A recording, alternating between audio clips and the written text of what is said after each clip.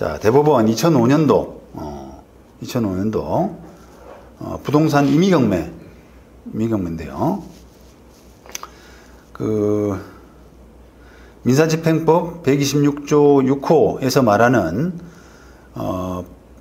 이런 겁니다. 경매 진행될 때 유치권 주장이 이제 등장하는 거예요. 등장하는 건데 그 부분이 언제 등장했나에 따라서 유치권이 원래부터 경매 진행 도중에 앞단에서부터 이렇게 주장되는 경우가 있고, 또 낙찰되고 나서 최고가 매수인 신고되고 나서 뒤에 등장하는 경우도 있고, 이렇게 후구각색으로 있거든요. 그런데 그걸 이유로 해서 이렇게 부동산에 관한 중대한 권리 관계의 변동, 이런 부분은 우리가 이제 있으면은 뭔가 매각 허가에 대한 이의 사유가 되기 때문에 그 이야기를 지금 하자는 겁니다. 자, 이렇게 부동산에 관한 중대한 권리 관계 변동이라 함은 부동산에 물리적 훼손이 없는 경우라도 선순위 근저당권의 존재로 후순위 처분금지, 가처분이나 대항력 있는 임차인들이 소멸하거나 또는 부동산에 관해서 유치권이 존재하지 않는 것으로 알고 매수 신청을 해서 매각 결정까지 받았지만 그 이후에 선순위 근저당권의 소멸로 인해서 처분금지 가처분이나 임차권의 대항력이 존속하는 것으로 변경되거나 또는 부동산에 관한 유치권이 존재하는 사실이 새로 밝혀지는 경우와 같이 매수인이 소유권을 취득하지 못하거나 또는 매각 부동산의 부담이 현저히 증가해서 매수인이 인수할 권리가 중대하게 변경되는 경우를 말한다, 이런 겁니다. 유치권 부분에 국한해서 보자 그러면은 유치권이 처음에 없는 걸로 이렇게 생각했다가 나중에 그 유치권이 존재하는 걸로 밝혀지는 이런 경우입니다. 그래서 이제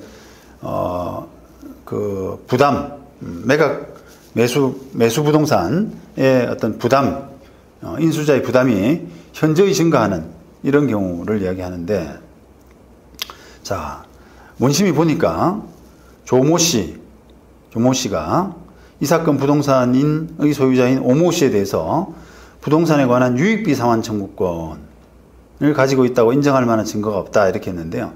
보통 세입자 정도가 아닐까 싶습니다. 느낌상 유익비 상환 청구권을 주장하는 거 보니까 세입자가 뒤늦게 이렇게 나 유치권 주장합니다, 이렇게 처음에는 그러지 않았다고요. 그런 경우가 아닌가 싶은데 법원이 볼 때 유익비 상환 청구권 인정할 만한 증거가 없다, 그렇게 해서 유치권 주장이 따라서 이유가 없다고 판단해가지고 매각 허가 결정을 취소한 1심 결정을 취소했습니다. 그러니까 1심 결정은 매각 허가 결정을 취소해버렸어요.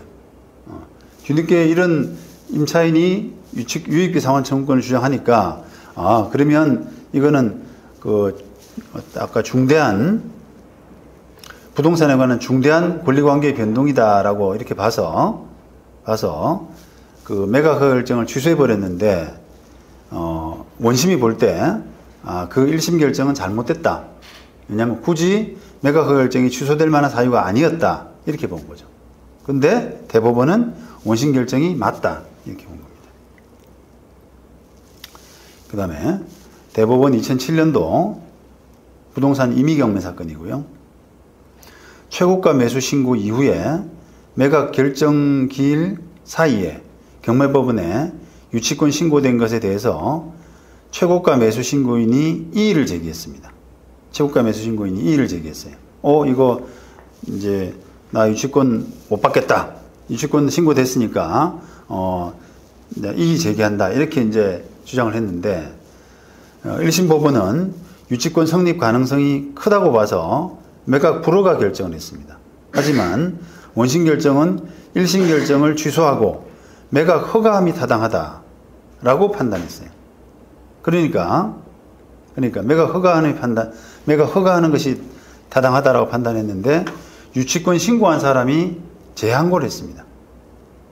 결론은 대법원에서 원심 결정이 취소돼 버렸습니다. 자, 여기에서 이 사건에서는 결국은 이제 유치권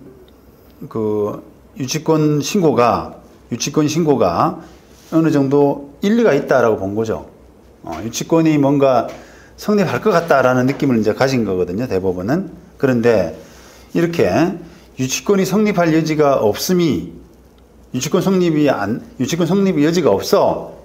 이런 게 명백하면은 경매 그냥 허가 결정하면 되는데, 성립할 여지가 없다라는 게 분명하지 아니할 때 법원이 어떻게 해야 되느냐라고 하는 그런 부분에 대해서 대법원이 설시를 했습니다. 결론은 이때는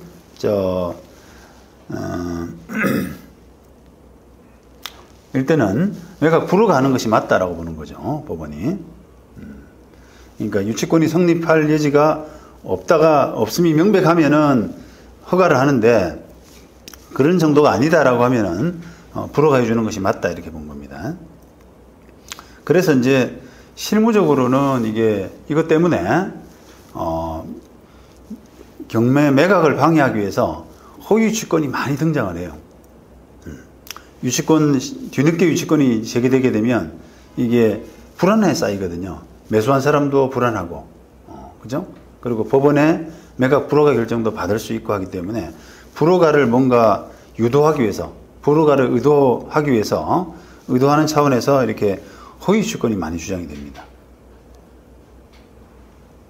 자, 여러 가지를 따져보니까 이 유치권은 재항고인, 유치권 신고인이죠. 재항고인의 유치권은 그때까지 성립 여부가 불분명한 경우에 해당된다. 될 뿐, 성립 여지가 없음이 명백한 경우는 아니다. 이런 경우에는 집행법원으로서는 이해관계인 최고가 매수 신고인의 이의를 정당한 것으로 인정해서 매각을 허가하지 아니하는 결정을 해야 된다, 이런 겁니다.